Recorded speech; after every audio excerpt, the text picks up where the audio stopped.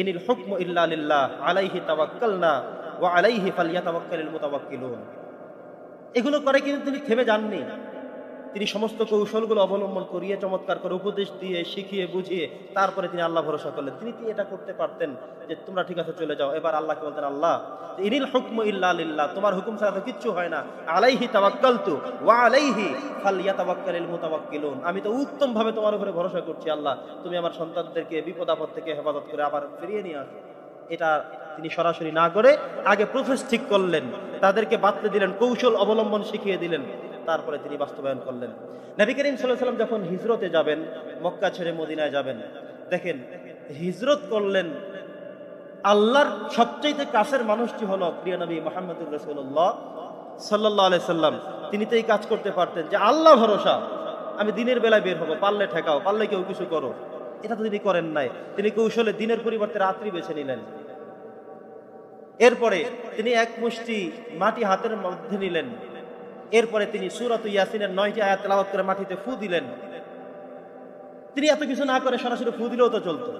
তো তিনি একটা উপায় অবলম্বন করলেন যে কি উপায় করা যায়, কোনটা করা যায়। তাফসীরে আসছে তিনি সূরাতুল ইয়াসিনের 9টি আয়াত তেলাওয়াত করে মাটির মধ্যে ফু দিয়ে তিনি এবার ছিটিয়ে দিলেন, ওয়ামা রামাইতা ইয রামাইতা ওয়ালাকিন্নাল্লাহা রামা। তাদের কি কৌশল, সমস্ত কৌশলগুলোকে ব্যর্থ করে দিয়ে প্রত্যেকের চোখে চোখে, প্রত্যেকের চক্ষুকে অন্ধ করে দিয়েছেন এবং আল্লাহ তাআলা এই বালুকে প্রত্যেকের চোখে চোখে ছিটিয়ে দিয়ে সব মানুষ চোখ ডলাডলির কাজ, অন্ধত্বের কাজ আল্লাহ তাআলা করে দিলেন। সুবহানাল্লাহ। তো নবীজি এভাবে করতে পারতেন না যে আমি তো আল্লাহর প্রিয় নবী, আল্লাহর উপরে ভরসা করে আমি রওনা করব, পারলে ঠেকাও, পারলে কেউ কিছু করো না। তিনি সেটা করেন নাই।